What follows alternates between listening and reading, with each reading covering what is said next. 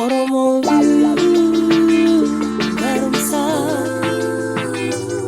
Oromo taumsa Oromo shanana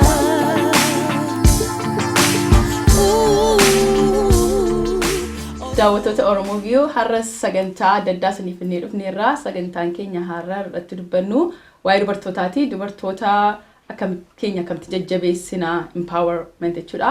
Akkamittiin dubartiin ofishee of gargaartee rakkina adda keessaa ba'uu akka dandeessu isheerra jiru waa'ee isaa irratti dubbanna. Sagantaa keenya har'a kan isiniif fidee jiru Ana Taliilee na bira ta'anii jiran immoo Aannee fi Lalistuu. Galatoomii Taliilee daawwattoota keenya har'a akkuma Taliilee beeksifteetti waa'ee dubartoota jajjabeessuu women empowerment isa jedhan jechuudha afaan Ingiliffaatti waa'ee isaa irratti haasofna. Egaa mata dureen kun hedduu ishuu guddaadha addunyaa kanarratti. Kanaaf nus muuxannoo qabnurraa kaanee waan beeknurraa kaanee akkamitti dubartoota keenya jajjabeessuu dandeenya. Dubartoonni rakkoo hedduu keessa darbu akkamitti garuu keessa darbanii ofiis hawaasa isaaniifis utubaa ta'uu danda'u irratti bal'inaan irratti haasofna jechuudha. Akkuma isaan lamaan dubbatanitti women empowerment isa jedhamu Ingiliffaanii dubartoota jajjabeessuu jechuudha. An karaa kootiin dubartiin jajjabeessuun gaariidhaan jedha. Dubartii jajjabeessuun dubartooti maatii isaanii keessatti hawaasa isaanii keessatti fi jajjabina ta'uun hawaasaafis gaariidha jedhee waan itti amanuudha.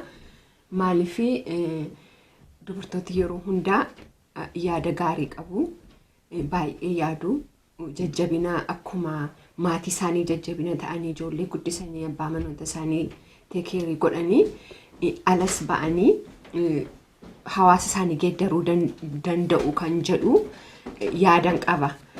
Keessumaa immoo dubartooti barachuutu irra jiran jedha. Yeroo baay'ee keessumaa biyya keenya hin baratu garuu akka biyya ambaa kanatti hin baratanii yeroo baay'ee ijoollee mana keessa ta'anii guddisu. Inni baay'ee gaariidha. Ijoollee mana keessa ta'anii guddisuunis innis hojiidha. Abbaa manaa ala hojjeta, haati manaa mana keessaa hojjetti. Namni gaafa dubartiin mana keessa teessee hojii hojjettu warri ala horii fidanii dhufanii waan ofii isaaniitti caalaa hojjetan kan itti fakkaatan jira.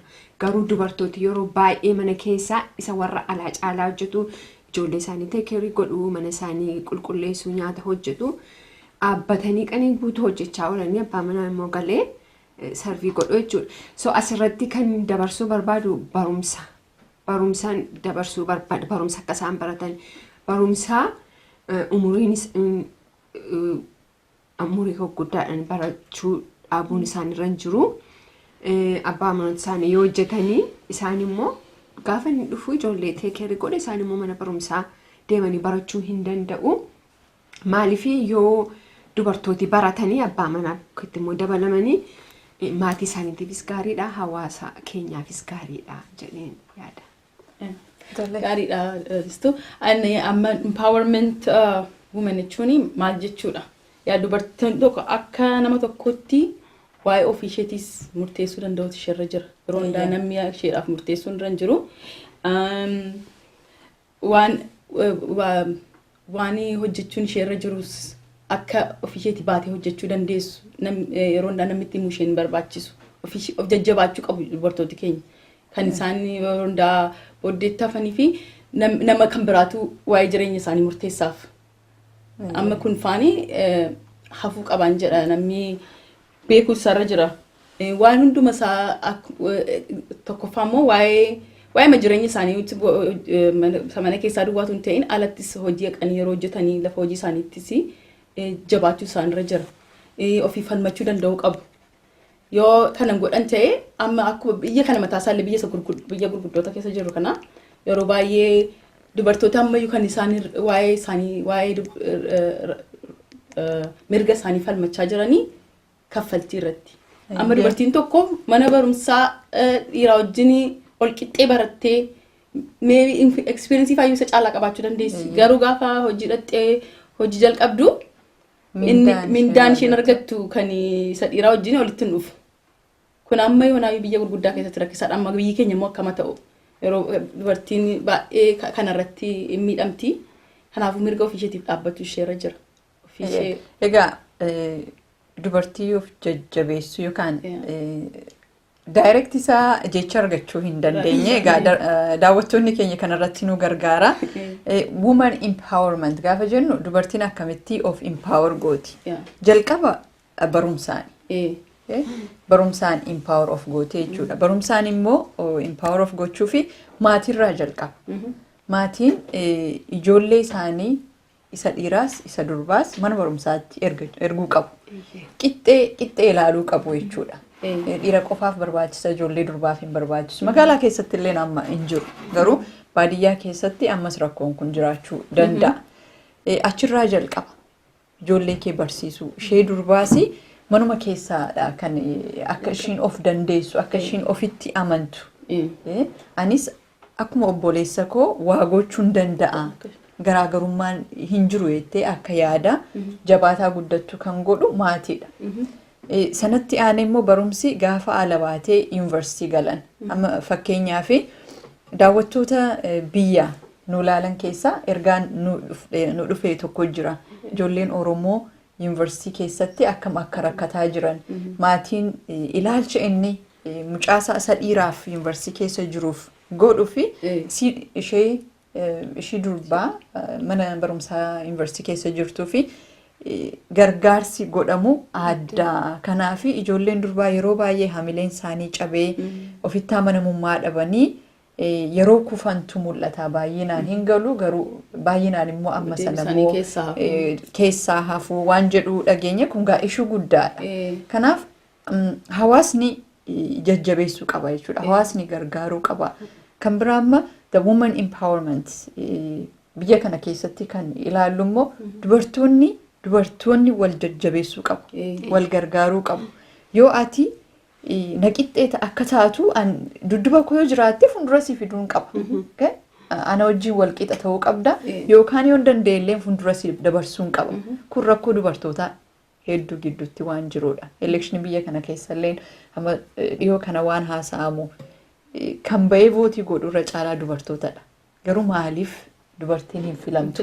Numatu ofirratti walirratti amantaa hin qabu. Yeroo baay'ee abbaan manaa konaan jedha osoo isin walirratti amantaa qabaattanii dubartiitu silaa filama ture. Garuu isinumatu amantii dubartii kan biraa irratti hin qabdan nun jedhu. Kun hafuu qaba. Inni maal sitti fakkaate? Kun hafuu qaba. Dubartiitu dubartii jajjabeessa akka hiriyaattis, akka maatittis, akka hawaasaatti wal utubuun nurra jira jechuudha. Amma dubartiin kan irratti dabaluu barbaade dubartiin maaliif ol hin jajjabeessitu suluma dhibbaatu irra jira. Dubartiin tokko ijoollee mallaayyoo jalqabnu amma ijoollee baadiyyaa amma mana barumsaa naqumti. Iddoo tokko umuriin isaanii iddoo tokko yeroo ga'u heerumuutu isaanirra jira jedhama. Isuma mana keessaa immoo yoo haadhi gargaarsa barbaadde ta'e ishee mana barumsaa irraa qabanii deebisanii ishee mana keessaa gargaaruu qabdi. Karaa baay'eedhaanitu dhibbaatu irra jira. Kanaaf namni amma wannoo sana keessaa ba'uu qaba laayikasa yaada isa akka dubartiin waan isheen ta'uun isheerra jiru. Kana qofa jedhamee limitirii ta'ee jiruuf sana dhiirri kan hojjeta dubartiin kan hojjettisa jedhu. Isa limitation sana keessa ba'uu isaanirra dubartiin isa cabsanii ba'uutu irra jira.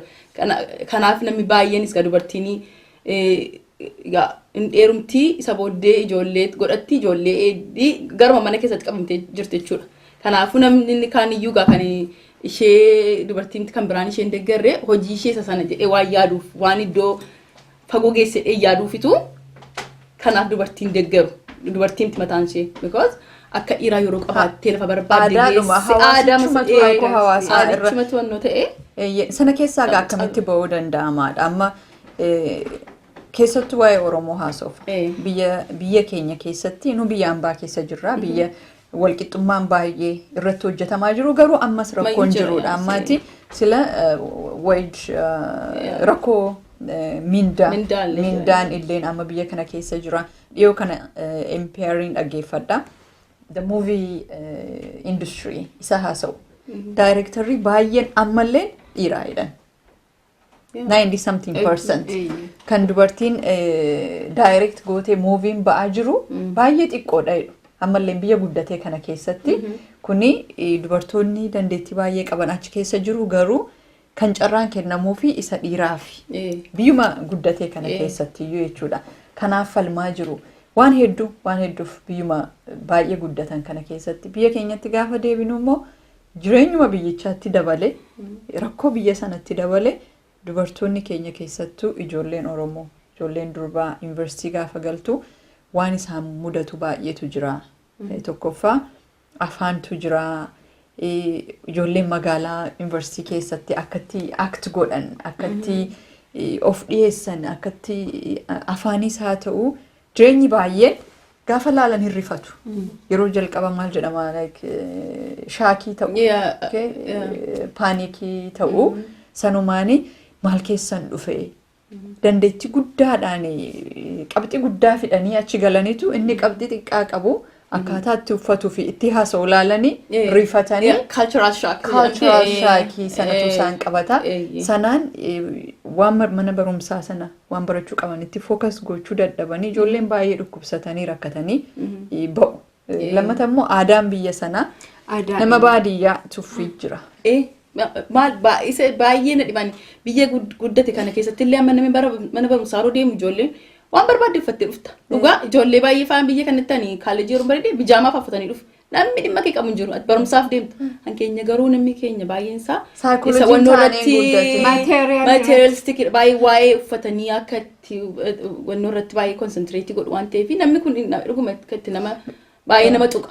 Yeroo keessatti nama hunda jedhaan jiru. Garuu barsiisuun kan nurra jiru qaroomuun uffachuu miti, qaroomuun haasa'uu miti. Kanaaf achitti akkasitti ilaalama. Lammata biyya kanatti nama baadiyyaa ta'uun baay'ee kabajaa qaba. Qonnaan bulaan kabajaa guddaa qaba. Sooressiyyuu qonnaan bulaadha biyya kanatti. Biyya keenyatti tuffii jira.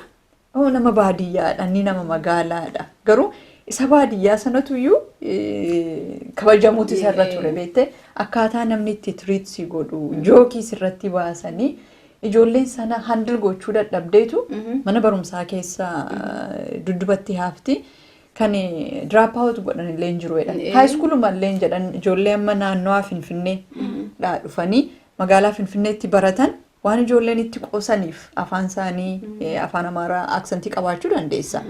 Afaan keenya miti. Afaan lammaffaa afaan barattu jechuudha. Isaan afaan sana haasoftuun beekanii garuu ati afaan lammaffaa haasoftu sanarratti sitti kolfama. Kun amma ta'uun qabu beekte amma dubattafummaa isaanii agarsiisa. Namni afaan baay'ee beekutu caalaayyuu isatu kabajamuu qaba malee isa tokko beekuu sana kan biraatti kolfu akkamitti. Amma waa'ee afaanii irratti waa'ee afaan irratti yoo hin dubbanne ta'e amma gaafa biyya kana dhufne baay'een keenya afaan Ingiliffaa hin beeknu.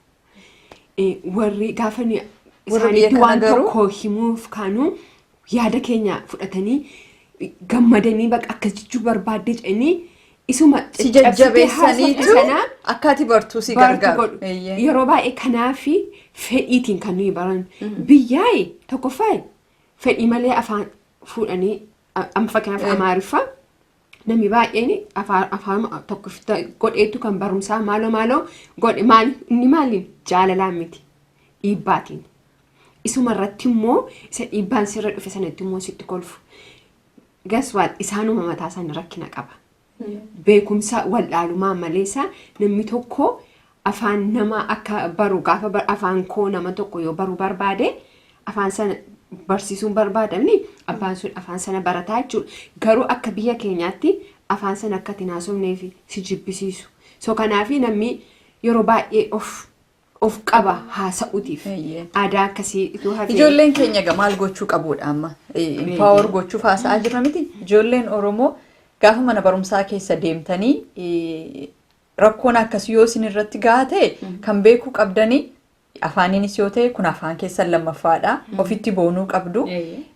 Self esteem isa warri biyyaa jedhanii jechuudha. Self esteem qabaachuu qabda. Kan mana barumsaa yuunivarsiitii sana galuu danda'anii fi waan jabaa ta'aniif.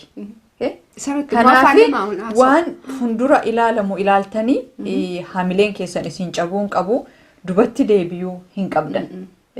Waan fookasii gochuu qabdanii fi kaayyoo isatti mana barumsaa deemtan sanaaf waan isin fuuldura jiruuf malee waan amma argitan kanaan adaraa akka hamileen keessan isin cabee mana barumsaarraa akka hin baane mana barumsaarraa akka dubatti hin deebine keessattuu ijoolleen Oromoo waan baay'eetu isin ragaa hin beekna nus achi turre kanaaf kanaanilleen of jajjabeessuu danda'u qabu. Lammata immoo mana barumsaa keessatti Oromoon wal gargaaruu danda'u qaba. Wal support wal gochuu qaba. Dhaabbolee adda addaa illee qabaachuu isaanirra jira. Like the woman group, you know, warra dhiiraallee ilaallata. Ijoollee durbaa qofa osoo hin ta'in rakkoon kuni hundumaarra gahuu danda'a jechuudha. Hundumaarra gahuu danda'a. Waan jiruudha biyya lafaarra. Kanaaf jedhee namni hamileen isaa cabuun isarra hin jiru. Akkuma jettu wal jajjabeessuu danda'u isaanirra jira. Yoomayyuu amma waan tokko sirrii gochuu dhiisanii dogoggoraniyyuu nan dogoggoredhanii na'anii irra deebi'anii biyyatti galan yookaan taa'urraa okay nama hundumatu dogoggora. Kanaafuu isarraa barteellee of fooyyessuu dandeessa. Waan tokko waan itti qaana'uu isaanirra jiru jiraachuu. Eenyummaa isaaniitti keessattutti boonuu danda'u. Adama biyya kanatti baay'ee eenyummaa isaaniitti boonu miti. Ani Spaanishiidha, ani Eeshiyaaniidha, ani maaliidha hundumtu kan isaa fidatee dhufeetu waliif jijjiiree hundumtu sheerii godha jechuudha. Waan of dhoksituuf tokko hin jiru keessattu immoo isarratti immoo isa wal gurmeessuu amma jedhame kana women empowermentiin isarratti kan inni tokko kan dhufu dubartootii lafuma jiraniini wal arganii amma biyya kana maal jedhu me time jedhu ijoollee isaanii wajjin ooluu maal jedhu isa booddee immoo ijoollee isaanii immoo abbaa manaa isaaniitti dhiisanii immoo ofii isaaniitiif taa'anii ofii isaaniitiif yeroo qabaachuu hiriyoota isaanii wajjin dhaqanii shaayii buna dhuguu yaada adda addaa walii geeddaruu walirraa waan baay'ee baratan namni nyaata illee akka hojjetan walirraa barachuun jira. Dubartooti biyya keenyaas buna wal waamanii jechuudha. Ituu ijoolleen isaan bira hin jiraatin walii wajjin taphatanii aadaan sun gaariidhaan baay'ee aadaa dubartoonni taphatanii yaada walii jijjiiranii jajjabina walii ta'uu irra jira. Biyya kanaa baay'ee isatti amanu. Maaliif kan isaan jedhanii dubartii tokko gargaaruutii fi tokkoffaa barumsaa jedhu. Barumsa booddee immoo dubartooti walitti qabamanii yaada barumsa duwwaatu hin ta'in yaadaanii wal jajjabeessu. Inni baay'ee barbaachisaadha saba keenya biratti. Amma mentorship kanneen baay'ee yeroo hunda yaadu biyya kanatti waan guddaadha. Mana barumsaatti kan deemee mentorsi godhu jira. Kan bakka hojiitti bakka jireenya kee hundumaa nama mentorsi godhu tokko barbaadda. Amma ijoollee durbaa kan biraa wajjin fa'aa walitti fidanii akka abbaan sun yeroo hunda wajjin oolee jajjabeessu fa'aa godhu. Piroograamii adda addaa biyya kana keessa jira. Kan ergaa dabarsuu barbaadu dubartoonni Oromoo biyya jiran jajjaboon sadarkaa adda addaarra jiranii har'a positionii adda addaa jiru miti. Amma vice president amma president Tayyibaa gaafa intalli koo deemtee wal bartee baay'ee gammadde. Biyya keenya keessa iyyuu hin jiru jetteen. Amma isaan fa'aa mana barumsaa keessa deemanii osoo mentor godhan yeroo hunda waanan hawwu ijaaramanii jiraachuu danda'a kan nu hin beekne. Amma nu fagoo jirra tarii waan jiraachuu jirutu jira kan nu hin beekne garuu mentorship especially for the young Oromo woman dubartoota mana barumsaa deemtee manuma barumsaa keessatti osoo barataa jiran nama 5-6 walitti qabdee haasofsiisuu waan keessa darbaa jiran rakkoo qaban gaafa himattulleen furmaata argatta. Biyya keenya keessatti wanta akkasii osoo baay'ee babal'ate baay'ee gaariidha. Amma fakkeenyaaf biyya kanaa yeroo baay'ee waamanii motivated speaker warra jedhamanii ta'anii anis naggeeffadha. Gaafa isaan waan keessa darbanii argitu akkeesti keessa darbite as geessee jettee abdii sii ta'u jechuudha.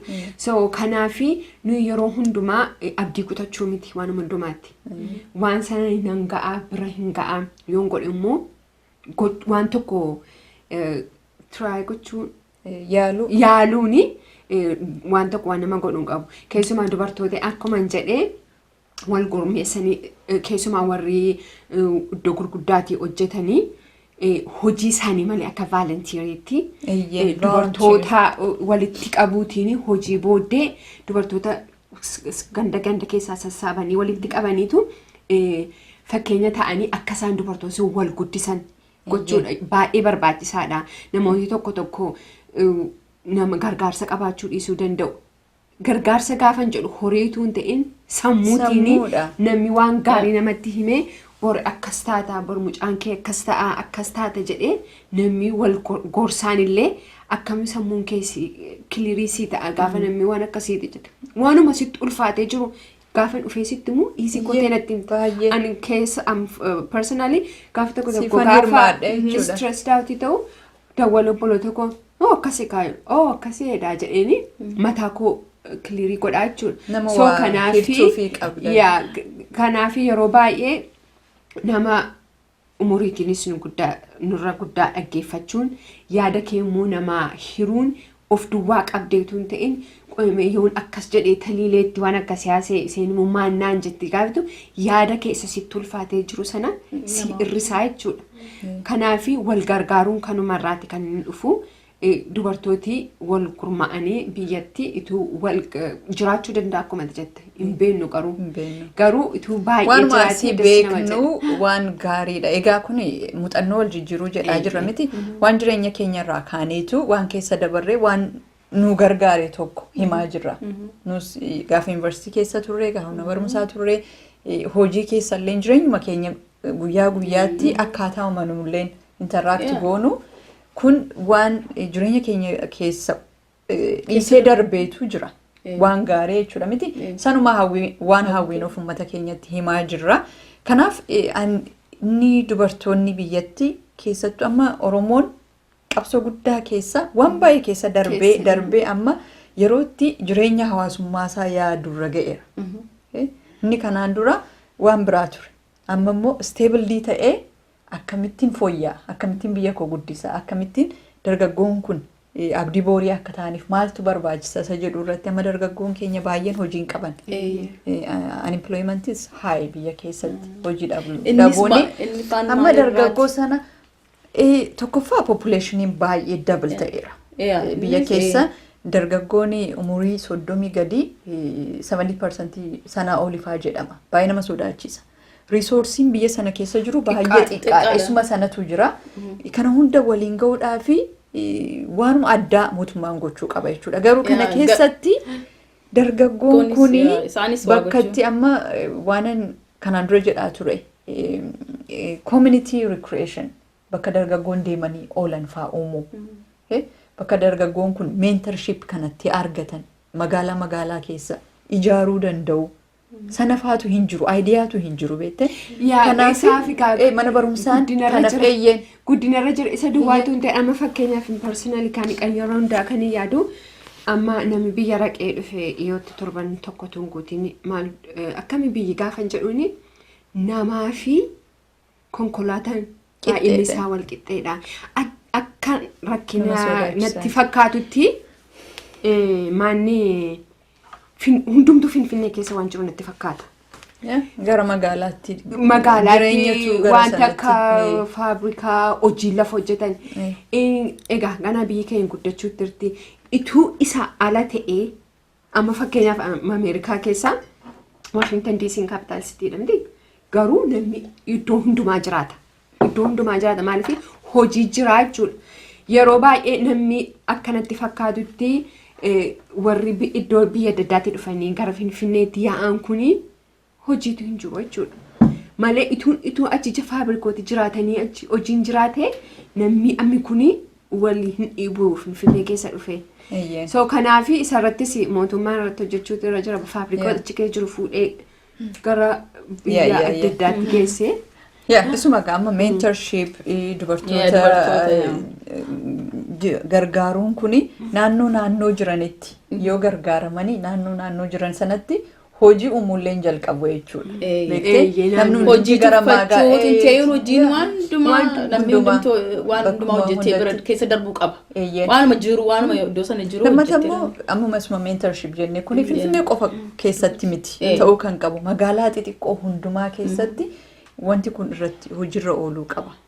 Dubartoonni keenya iddoo hundumaatti Oromiyaa hunda keessatti magaalonni xixiqqaa magaalaa isaanii keessatti ijoollee durbaa ijoollee dargaggoo yaangii kana maal gochuu fi qabna akkamitti waan hamaarraa isaan qabna akkamitti isaan jajjabeessina jireenya isaanii fooyyeessina akkamitti sammuun isaanii waan adda addaan waan hamaatiin osoo hin qabamin sammuu baratee immoo sammuu hojii uumaa deemu naannooma isaanii sana keessa jechuudha beekte yeroo baay'ee namni barannaan yuunivarsiitii deemnaan naannoo isaa gadhiisee magaalaatti gala. Asitti garuu miti magaalaa kee keessa teessamee yeroo baay'ee deebiteellee koominitii kee gargaarta jechuudha. Kanaaf sanarratti namni keenya biyyatti hojjechuu qaba. Guddaan immoo dubartoota irratti hojjechuu danda'udha. Isa amma barbaachisaan self-esteem isaanii irratti hojjechuu. Self-esteem afaan Oromoffaatiin beeku. Bakka hiikaan isaa akkuma of jaallachuu danda'uu qabu jechuun of jaallatanii isarra darbanii waan isaaniif barbaachisu waan isaaniif ta'u gochuu danda'uu qabu. Keessaa darbanii hawaasa isaaniitiif. Nama self-esteemiin qabu taanaan ofitti nama ofitti namannee yeroo hunda of question gochaa deemu of gaaffii ofitti oomtu ani kana gochuun hin danda'a laata hin danda'u ani abaluutu danda'a sana keessa ba'uu qabdu namni tokko waan tokko gochuu barbaadeen waan gochuu dadhabdu hin jiru hundumtu sammuu irratti hojjechuu qabda irratti cimtee irratti hojjechuu qabda ammoo malee yaadumaan miti otoo hin ta'in hojii anis hordoftee bira ga'uu qabda malee yeroo baay'ee namni gaa akkuma gara baadiyyaatti yoo deebine ijoolleen rakkina kan biraa kanas duwwaame kan biraas qabu ijoollee dubartoota ijoollee shamarranooti dubartiin rakkoo adda addaa qabdi akkuma uumaadhaanis rakkoo adda addaa qabdi innis ateenka duddubatti deebisaanii isa faas akkamittiin solvii gochuu danda'ama jedhamee sarfaarratti akka hawaasaatti itti yaadamuu qaba. Inni egaa waan dinagdee wajjin wal qabatudha. Maatiin ammam ijoollee sana mana barumsaa keessa galchee achi keessatti immoo jiraachisuu danda'a. Innis gaaffii adda addaadha. Kan mootummaanis kan akka hawaasaatti illee itti yaaduu qabnudha. Eeyyeen keessattuu ani amma I wish osoo manni barumsaan waan akkasiifaa simple pad. Sanitary pad jedhama miti isa akkamitti provide godhu mana barumsaa keessa akkatti dubartoonni Oromoo dubartoota Oromoo qofa miti dubartoota baadiyyaa biyya keenya guutuutti ilaalla miti amma irra caalaa afaaninis waan adda addaanis ijoollee keenya irratti rakkoon kun ga'aaf malee biyya sana keessatti hundumaan ragaa sabaaf sablammoonni hundinuu rakkoo kana keessa darbu. Hundinuu so sanaafi dubartoonni biyya jiranis akka organization'itti wal ijaaranii waan kanarratti hojjechuu qabu. Waan nuti isaa barsiisamuu qaba inni mataan isaa namni keenya I don't know akka namni hundumtuu adda adda faamilii adda addaatti akka adda addaatti guddata maatii keessatti namni waa'ee kanallee dubartii ittiin himamu beektamanii dhagga tokko ofuma irratti argiti. Waan saallee waan itti dhufaa jirutu hin beekin dhaqanii ofirratti arguu isaa ofirratti argan inni mataansaa waan nama meeqa booddeetti deebisa. Kun mataansaa maatii keessaas ka'uu qaba. Barsiisanii akkamittiin ijoollee durbaa kun akkamitti of gargaaruu danda'u akkamitti kana keessa darbuu danda'u. Ammas nuyyuu rakkan namti amma aadaa biyyatti guddannee fi biyya kanatti haati kee maatiin kee ijoollee durbaa waan hundaaf qopheessaa guddista. Waan haaraatti hin ta'u jechuudha. Gargaarsa qabu the supporting system karaa hundumaan qabu inni biyyaa hin qabu sanaaf irratti hojjechuudha amma yaadatti yoo ta'e hiriyaan qabaa biyyatti asii Kanaadaa irraa galtee daraartuu jedhamti waan ijoollee durbaa jabeessuu kanarratti empower gochuu irratti waan isheen hojjetaa jirtu waan hedduu jajjabeeffamuu qabudha guyyaa tokko yoo carraa arganne biyyumarraayyuu haasofsiisuun nurra jiranatti fakkaata namoonni akkasii dhaga'amullee hin qabu muuxannoo isheen qabdu fudhattee deemte yoo dubartii taatee rakkoon dubartii tokko sii gala beekte nutu wal jajjabeessaan power wal godha kun gaariidha natti fakkaata baay'ee waan irratti haasa'uu qabnudha dhaggeeffattoonni keenyas hedduu akka irraa barataa jiran abdiin qaba. Yaa rakkinumayyuu biyyuma lafaa kanarratti iyyuu waa'ee women empowerment waan baay'ee haasofna keessumaa Michelle Obama namni baay'een jaalladha kitaabas ka barreessiteetti kan isheen jettu keessumaa Afrikaa irratti kan isheen rakkina mallee rakkina biyyattii sanaa dhaabuu fi dubartoota ijoollee dargaggoota yoo baratanii waan sana cabsuu irra jira. So kanaafi dubartooti dhiira duwwaatu ta'in dubartooti yoo baratanis dubartootis isaanis impaaktii godhu biyya isaaniitiif hawaasa isaaniitiif innillee rakkina keessaa nama baasaa jettee waan kitaaba ishee amman dubbisee fixe isa mention goote amma initiative isheen biyya kana keessatti fudhataa turte keessa tokko inni guddaani biyyuma kana keessatti tokkoffaa ijoollee gurraachaa keessattuu kan dubartoota irratti xiyyeeffatee ture akka isaan mana barumsaa dhaqnaan immoo fixanii ba'an because yeroo baay'ee keessa fixaniin ba'an ijoolleen gurraachaa qofa osoo hin ta'in the minority biyya isa jennu jechuudha. Inni kaan immoo barachuu mana barumsaa akka deeman initiative ishee inni tokkoyyuu biyyoota hin guddatin keessattuu Afrikaa keessatti kan amma irratti hojjetaa jirtu.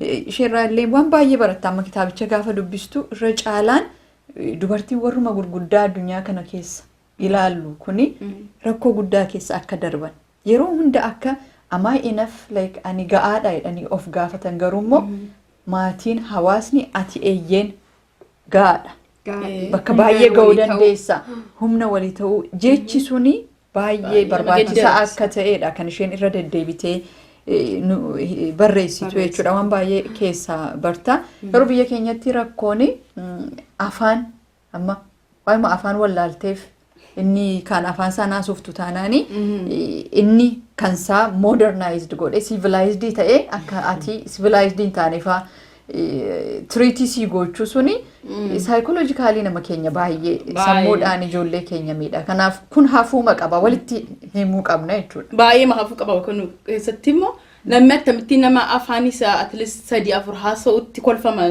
afaan tokko duwwaa haasoftee attamittiin isaa afaan meeqa haasa'u kuni wallaalummaa isaaniiti isaan isa ofii isaanii hin dandeenyetu sirratti itti sitti kolfaniini ofii isaanii of guddisuu barbaadu garuu ati teessee yaaddu ana akkamittiin afaan 3-4 haasa'ee namni tokko afaan isaa tokko keessaa sirriitti naasofee inatti kolfa inni afaan koo hin danda'a afaan isa kan biraa danda'ee naasa'a kana akka guddinaatti ilaalu tarara Oromooni saboota warra kan biraanis afaan amma kana haasa'uun mataan isaa nama beekumsa guddaa qabudha kana sabab sablammoonni biyya sana keessa jiran kan afaan Amaaraa hin beekne kan afaan isaanii beekanii mana barumsaa keessatti immoo Ingiliffaas hin baratu jechuudha baay'ee afaan isaaniitti boonuu qabu afaan hundumtuu kabajamuutu irra jira afaan baduun irra hin jiru afaan Amaaraa immoo akka dabalataatti barachuun gaariidha afaanni gaarii afaan hundumaa barachuun gaariidha amma afaan hunda waan beeknuufi hunda dhageenya miti garuu waan nu jennu kana amma nama afaan Oromoo beekuu qabatu biyya kanatti illee warri adii akkamii nutti naaf isaan yeroo baay'ee afaan tokko haasa'u yoo baay'ate meebii namni yeroo afaan lama faasaa yoo hundi afaan 3-4 haasa'u nu jennu waaw akkamittiin dandeessu akkamittiin baay'ee nutti boonu isaanii jechuun asii achi isaantu baay'ee wannoo ta'etu self-esteem keenya kam nu kakaasan nu mataa keenya kanaafuu ani takkama ijoolleen Oromootti boonuu qabu amma actually Minnesota keessatti kolleejni afaan Oromoo barsiisuufaa jira yoo deemtanii ilaaltanii kan afaan Oromoo baratu ijoollee keenya osoo hin ta'in warra adiidha abbeen koo Jarmanitti barsiisa kolleejiitti barsiisa abbeen koo afaan Oromoo faranjoota yaa'anii dhufanii baratu. Naman dhibuu biyya keenya keessatti garuu akka dibeetiif haa ta'a. Biyya keenya keessatti afaan keenya barachuu dhiisuuni. Kun amma wallaalummaarraa dhufeem silaa afaan meeqa jira biyya Itoophiyaa keessatti? 80 wayii silaa danda'ame. Hundumaa barachuu si barbaachisa. Even biizinasaaf ikonomikaalii waan hundaaf gargaarama afaan beekuun walirraa bittee gurguruuf iyyuu. Kanaaf ijoolleen keenya kanaaf itti boonuu qabuun waa'ee afaanii kanarratti afaan adda addaa barachuun gaariidha. Ani fakkeenyaaf kaleessa nama tokko wajjin wal argee ture charchii biraa deemaa biyya dhaquutti raanaan jedhe ammamiif deemtannaa torban tokko duwwaaf akkamittiin biyya torban tokkoof deemtannaan charchii koonne ergee jedhe waan akka konfirensii qabdu jedheen keessaa baasee gaafadhe gaan nu ijoollee walitti qabne ijoollee barsiisuu deemnaa naan jedhe maal barsiisuu deemtuun jedheen taabileetii qopheessanii taabileetii gara 50 afaan oromiffaa ingiliffaatii fi tigiriffaanii taabileetii 50 qopheessanii taabileetiin sun birrii balam ijoolleen suni taabileeticha akka kitaabaati yoo kufeessin cabuu intarneetiin barbaachisu waan hundumaa aksesii godhu isa deemnee gochuutti jirra gaafanaan jedhu akkanitti gammade maaliif kana maal fedhiin keessan maaliif ennaan nuyi jenereeshinii ammaa barumsaan yoo goone malee jenereeshiniin darbee sammuu isaanii keessa waan baay'een sababa jiru ijoollee warra guddatan kana gargaaruu barbaannaa jedhe. Inni wanta akkasiifaa namni keenya as taa'e gochuutti jira jechuudha.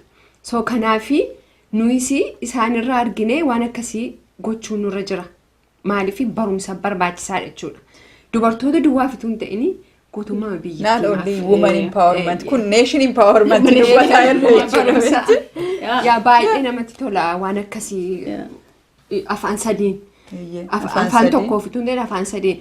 Abbichi charchii Amaaraa deema. Ingiliffa duwwaan seen akka inni kuwaa'ee kompiitarichaan itti mee akkaruu akkatti seetii godhanii Oromiffaa fi Tigiriffaa waaw hin jedhe. Inni kaanis itti dabalama gara fuulduraatti afaan warra kaaniis jechuudha. Abdii gooti. Amma nu ijoollee keenyaasitti ijoolleen koo Ispaanishii baratti. Biyya kana keessatti afaan lammaffaadha. Baay'een encourage godhaan. Yoo danda'ame immoo afaan kan biraayyuu mana barumsaa keessatti ijoollee xixiqqoo jajjabeessuu jechuudha. Afaan barachuun baay'ee dibeetiyuma ta'uun qabu malee kun si gargaara. Beekumsa si dabala especially ijoollummaa Oromoon yeroo baay'ee afaan iyyuu akkamittiin afaan baay'ee barachuu danda'e ijoollummaatti yoo afaan adda addaa haasoftee guddattu sammuun kee baay'ee banama. Afaan isa taanu barachuudhaafis baay'ee si salphata jechuudha. Kanaaf afaan baay'ee barachuudhaaf danda'ayu kun mataan isaa dandeettiidha. Akka wantoota argamu namni baay'ee nama dura biyya kana yeroo dhufee operating dhufe like cultural exchange program with child care jedhama. Warra faranjoota warra bira ta'a ture.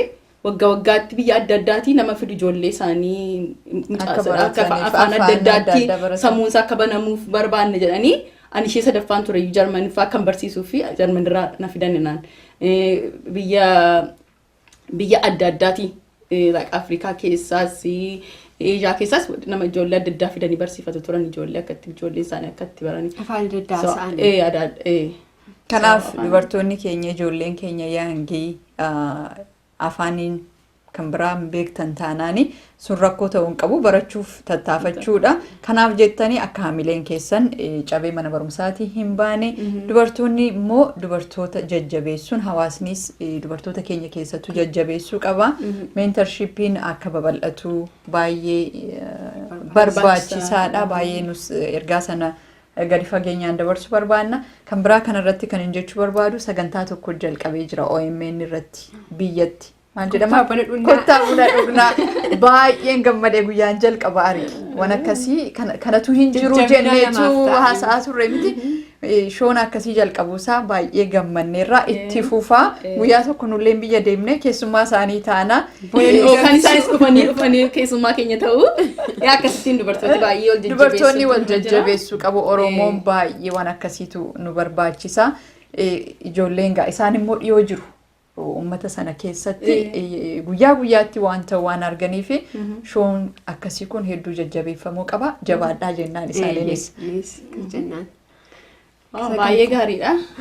Sagantaan keenya waan hafee wanta hafee jiru suma haasofne kana. Isa hafee guyyaa biraatti deebinaa. Isa waan haasa'amee dhumu miti waa'ee dubartootaa yoo haasofne jenne guyyaa guutuyyuu nu ga'u. Kanaaf yeroo kan biraan itti fufne jechuudha. Egaa daawwattoota keenya yaada qabdan, gaaffii qabdan hundumaa karaa keenyaan ergaa gaaffii sanaafillee amma dandeenyu deebii kennina. Yaada keessan garuu nuuf hirruurraa hin dhaabina. sanatu nu guddisaa sanaaf yaadallee walii daddabarsuu dandeenya jechuudha. Kanumaan sagantaa har'aaf isinii qabannee dhiyaannee marii keenya kanumaan golabnaa amma sagantaa keenya taanutti waliin deebinutti kan wajjin jiran Taliilee fi Lalistuu akkasumas abbaan kaameeraa keenya Gibee Production irraa Caalii Yaadasaa waliin ta'uun ani Annee nagaatteen isiniin jenna. Oromoo